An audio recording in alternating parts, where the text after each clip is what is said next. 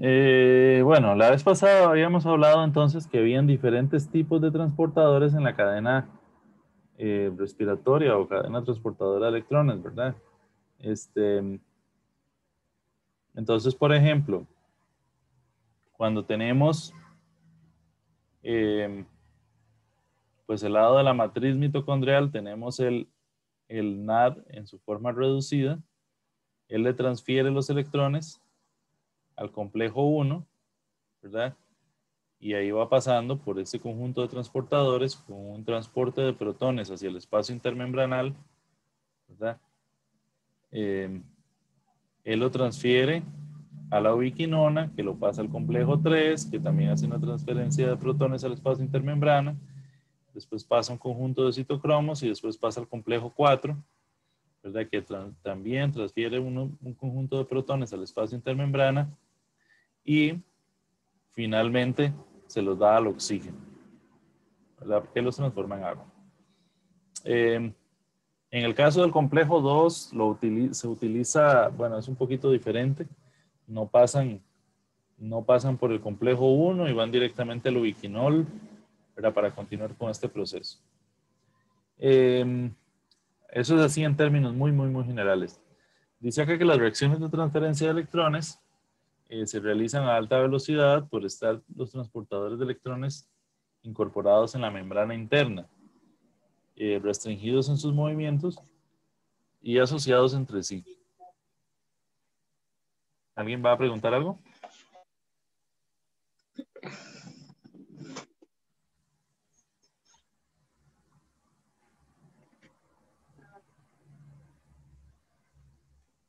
Bueno, eh, entonces en el caso, por ejemplo, del complejo 1, dice acá pues que es una proteína de 850.000 Dalton, que tiene 42 subunidades, que tiene como grupos prostéticos el FMN y proteínas de hierro y azufre, ¿verdad? El complejo 2 es el succinato de deshidrogenasa, tiene una masa de 140.000 Dalton, 5 subunidades y utiliza como grupos prostéticos el FAT y las proteínas de hierro azufre. ¿Verdad? El complejo 3, eh, digamos, la ubiquinona, citocromo C, óxido reductasa y citocromo C1, perdón, C estrella, dice que tiene una masa de 13.000 Dalton, es una sola subunidad y pues contiene grupos M como grupos prostéticos, ¿verdad? Y el complejo 4, la citocromo oxidasa, tiene una masa de 160.000 Dalton, 13 subunidades y grupos prostéticos M y algunos grupos de cobre. Entonces, el complejo 1 dice acá que está conformado de dos enzimas, ¿verdad? Está dibujado, ¿no? Como 1 y 2, ¿verdad? Este,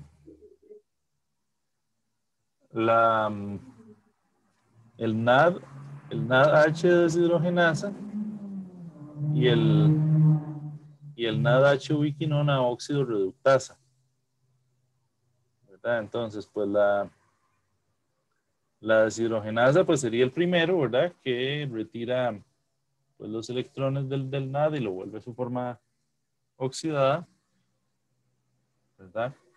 Eh, pasándolo por una serie de transportadores, ¿verdad? FMN, hierro azufre, para transferirlo en la oxidorreductasa hacia la ubiquinona, ¿verdad? Que se transforma a ubiquinol, ¿verdad? Y en este proceso, decimos, 4 protones pasan al espacio intermembrana, ¿verdad? La secuencia de reacciones, bueno, primero los electrones pasan del NAD al FMN, ¿verdad? Del FMN al hierro azufre, y aquí se mueven 4 electrones al espacio intermembrana. Y luego del hierro azufre al ubiquinol. El resultado final es que del NAD los electrones pasan al ubiquinol y 4 protones se mueven al espacio intermembrana. En el caso del complejo 2, dice, esta enzima traspasa electrones desde el succinato a la ubiquinona a través de una molécula de FAD, 3 centros de hierro azufre y un citocromo B. Dice que los complejos 1 y 2 no operan en secuencia, pero logran el mismo objetivo, que es pasar los electrones a la ubiquinona desde sustratos reducidos. Es decir, los electrones de 1, del complejo 1, no pasan al complejo 2, pasan al ubiquinol. Y los electrones del complejo 2, que vienen de otro sustrato, que es el succinato, también pasan directamente al complejo 2. Recuerdan que cuando habíamos visto la parte de el ciclo, para volverme un poquito,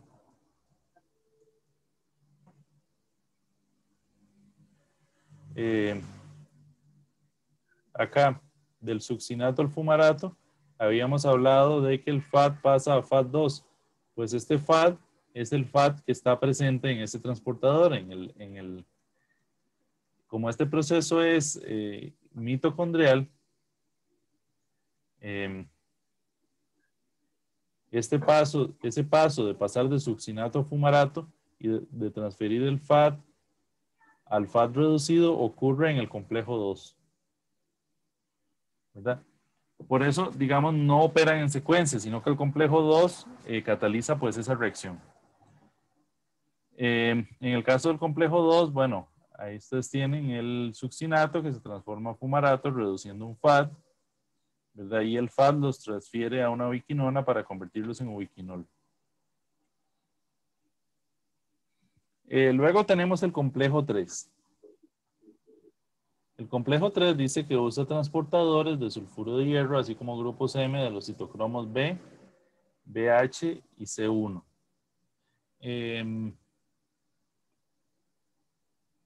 El complejo 3 entonces recibiría electrones del ubiquinol que vendrían ya sea del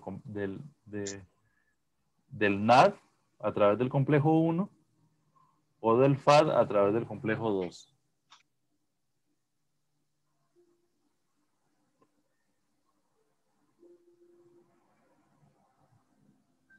Hay un conjunto de reacciones acá, ¿verdad? Primero el ubiquinol se lo transfiere en el citocromo B, ¿verdad? Que el citocromo B pues tiene un centro de hierro que está como hierro 3, ¿verdad? Por supuesto son 2 electrones, entonces serían 2 moles de citocromo B, por decirlo así.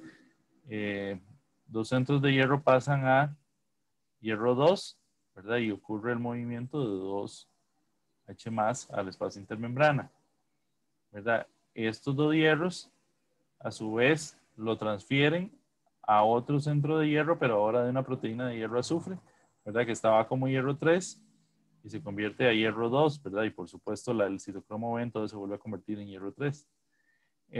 Este de hierro 2 se los pasa al citocromo C1, ¿verdad? Que se convierte a hierro 2 y estos se vuelven a convertir a hierro 3, ¿verdad? Y el citocromo C1, se lo pasa al citocromo C, ¿verdad? Que se convierte en hierro 2 y pasa el citocromo C1 a ser hierro 3 de nuevo. Del citocromo C pasan directamente los electrones al complejo 4. Dice, en el caso del citocromo C transfieren 4 electrones a una molécula de oxígeno para formar 2 aguas. ¿Verdad? Primero dice, el oxígeno forma el ion peróxido con 2 electrones.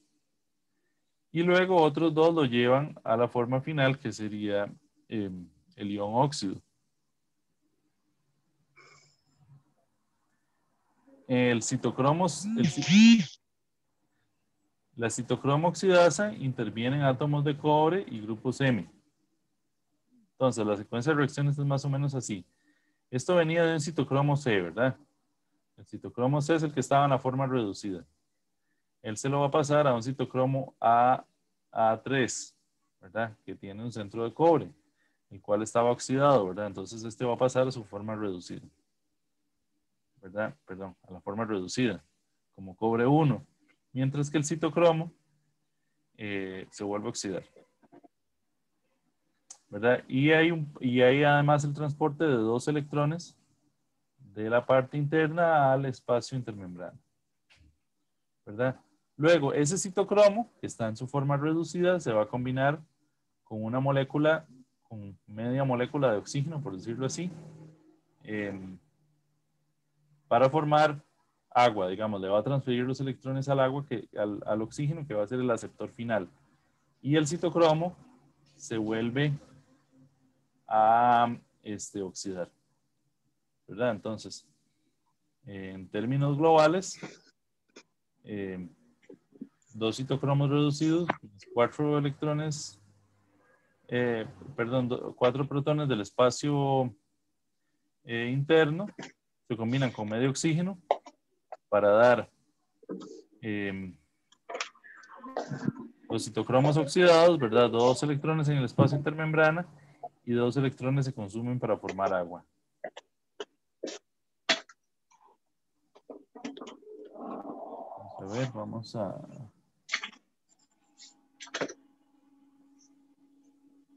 Un segundito porque...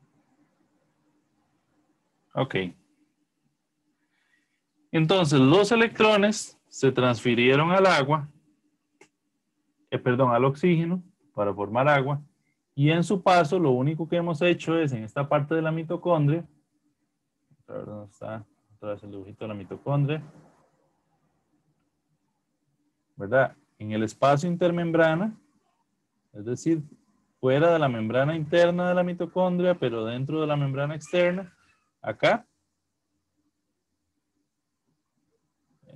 Si esta cosa parece como una bota, como dice la gente, sería como entre la media y la bota, ¿verdad? Una cosa así.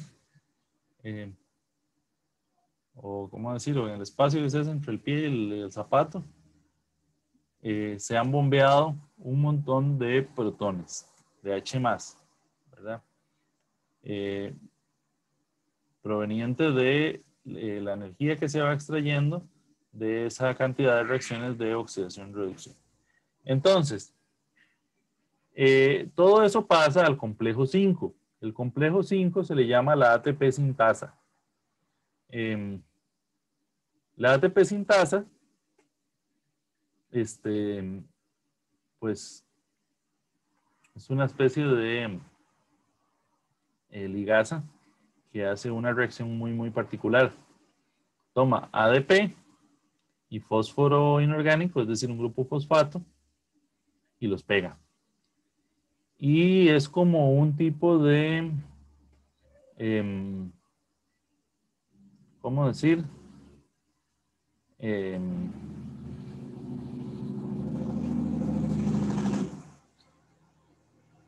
Como un tipo de máquina molecular. Es decir, tenemos en el espacio intermembrana tenemos una concentración de H más alta, producto de todos esos protones que bombeamos en el transporte electrónico, ¿verdad? Entonces esto va pasando a un canal que hace girar estos complejos. Y, bueno, ya lo vamos a ir viendo.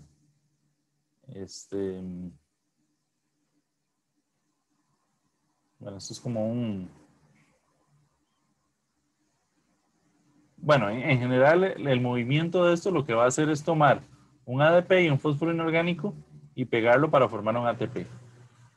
Entonces vamos a ver, así como resumiendo un poquito la fosforilación, bueno, entra cuando los electrones entran en la cadena respiratoria, pasa por una serie de transportadores, ¿verdad? En la membrana interna mitocondrial. Los transportadores pues están en una serie de complejos, ¿verdad? Como acabamos de explicar, ¿verdad? Complejo 1, 2, 3, 4. La reacción es un transporte exergónico, ¿verdad? Que libera energía. Y lo que ocurre es que se bombea de la parte interna de la mitocondria H+ hacia el espacio intermembrana, ¿verdad? Y esto va a generar lo que se llama una fuerza protonmotriz, que sencillamente es que esa alta concentración de H+ en el espacio intermembrana va a funcionar como,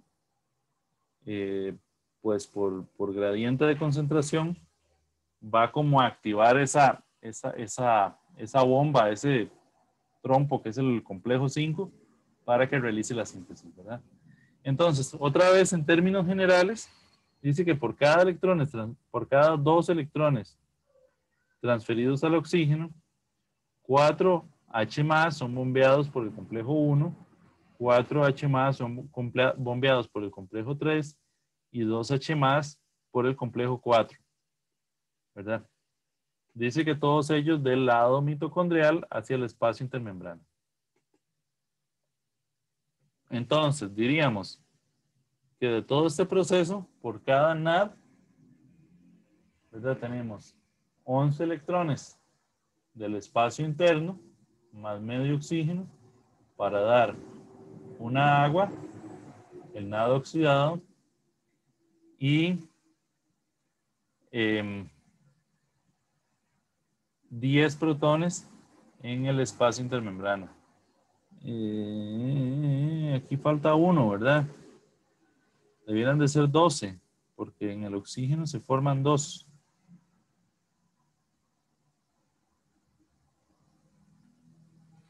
Ok.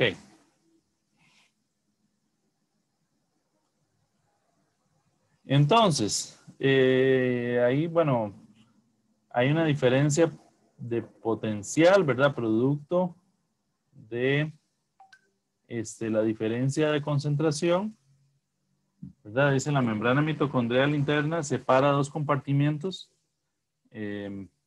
generando diferencias de pH y diferencias de cargas también, ¿verdad? Porque si yo estoy trasladando solamente el H+ sin un contraión, no es solo el que es un ambiente ácido, sino que es un ambiente también cargado eléctricamente. Y que el efecto de esas dos partes sería la fuerza protonmotriz.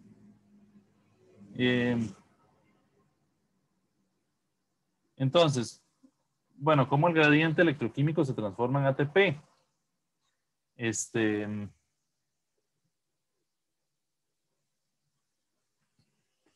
Dice acá, hay un flujo pasivo, es decir, el flujo, pues por supuesto no necesita de más energía adicional que la que ya se genera por el paso de los protones, ¿verdad? Cuando, bueno, todos ellos han sido bombeados al espacio intermembrana y ahora ellos necesitan regresar. A la hora de regresar, esa energía es la necesaria para hacer la síntesis del ATP.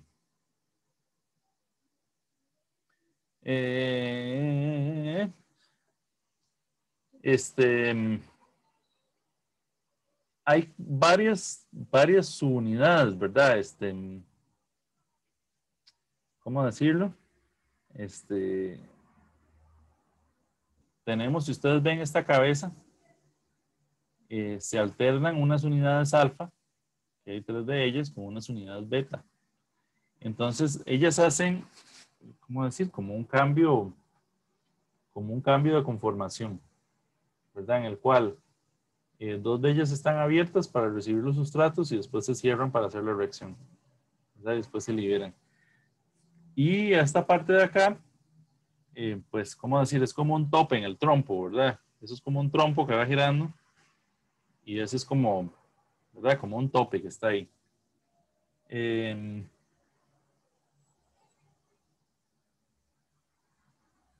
Dice acá, bueno, hay una parte que es una proteína periférica de membrana, ¿verdad? Que tenemos las unidades alfa, beta, gamma, que es como el cilindro, ¿verdad? Como el eje, delta, que es ese tope que les decía, y epsilon, que es ¿cómo decirlo? En lo que está montado el eje, por decirlo así. Y hay una proteína integral, es decir, que está montada en la membrana, pegada en la membrana, por decirlo así, que es el poro de H+, ¿verdad? Que tiene sus unidades A, ¿verdad? Que lo une con esta parte de acá, esa B2 y C, que sería pues por donde van rotando los electrones, ¿verdad?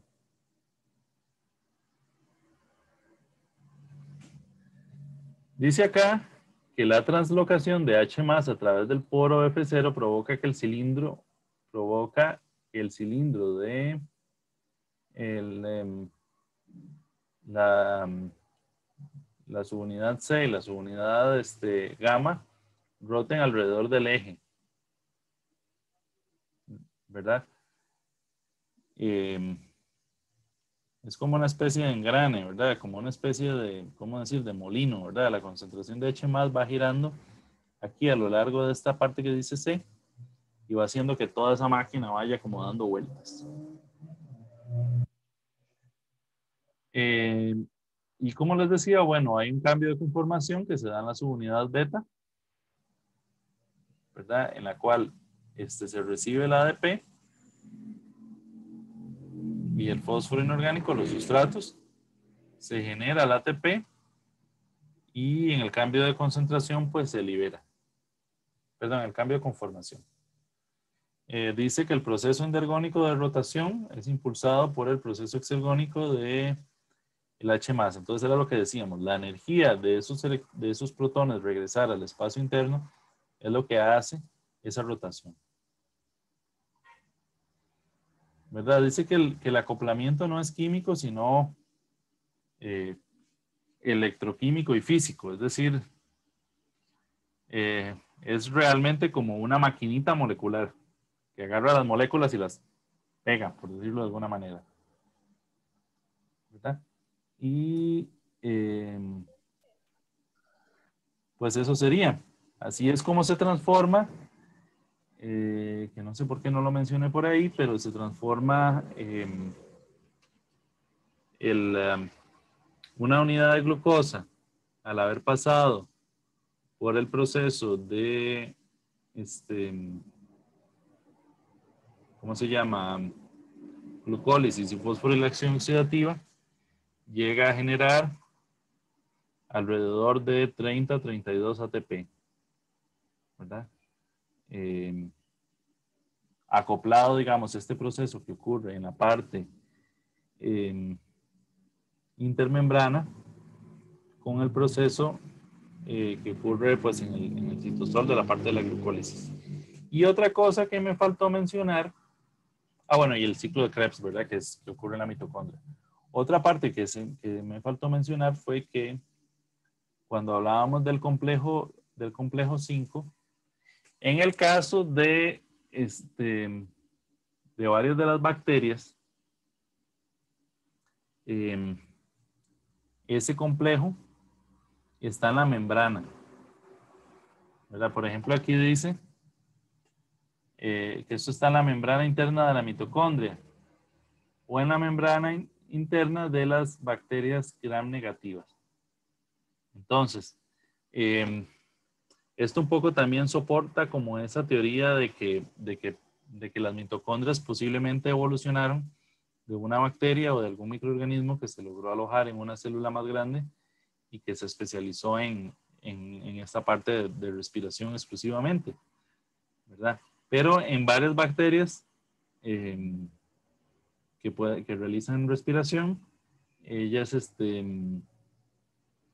alojan este mecanismo en la membrana, directamente en la membrana pues de la interna de la bacteria, ¿verdad? Y eso sería la parte de fosforilación oxidativa. No sé si tienen dudas. Qué pena, yo tenía una consulta, digamos, con lo del ATP sintasa, los hidrógenos, o sea, ellos le dan vuelta como la maquinaria, pero ellos no suben, por decirlo así, hasta las unidades alfa y beta, o... No, ellos, vamos a ver. Bueno, tenemos la membrana esa interna de la mitocondria, ¿verdad? Que está llena de rugosidades, y aquí están en esta membrana todos los complejos, ¿verdad? Entonces todos los complejos toman H+, y lo que hacen es pasarlo al espacio intermembrana, ¿verdad? Ahí está la otra membrana externa. Entonces esta parte está muy llena de H+, muy ácida, y además con un cierto potencial eléctrico, ¿verdad? Ese otro complejo, el complejo 5, el ATP sintasa, digamos, bueno, no se va a hacer un pedazo de la membrana aquí que se ve como más grueso. No es que sea más grueso, sino que nada más es para ejemplificar, digamos que por ejemplo acá está la ATP sintasa, ¿verdad? Con su rotor y sus subunidades aquí adentro. Entonces el H+ sencillamente viene, ¿verdad? Por aquí, y hace girar el complejo, ¿verdad? Y llega otra vez al espacio interno, ¿verdad? Pero digamos, esa rotación ocurre en la parte que está integral, en la parte que está, sí, integrada en la membrana interna, ¿verdad? Para hacer como esa rotación. Imaginémonos como un molino de agua, ¿verdad? Pero en lugar de agua tenemos H+ pasando de un lado para otro. Y en esa subunidad C, que está en la proteína integral, pues son como las aspas del molino, ¿verdad? Que van rotando. Y el eje y todo eso está por el lado de afuera. Aquí, en esta parte, es donde ocurre que se pega al sustrato, se pega al ADP, ¿verdad? Y el fósforo inorgánico. Entonces, conforme esto va rotando, va haciendo unos cambios de conformación, ¿verdad? Ayudado por esa otra subunidad que está ahí como ese tope, ¿verdad? Entonces, en esos cambios de conformación, lo que se hace es que se abre, ¿verdad? Permitiendo que el ADP y el fósforo se unan, ¿verdad? Hace otro cambio, se cierra, hace la síntesis y hace otro cambio y se abre y permite que ellos se vayan.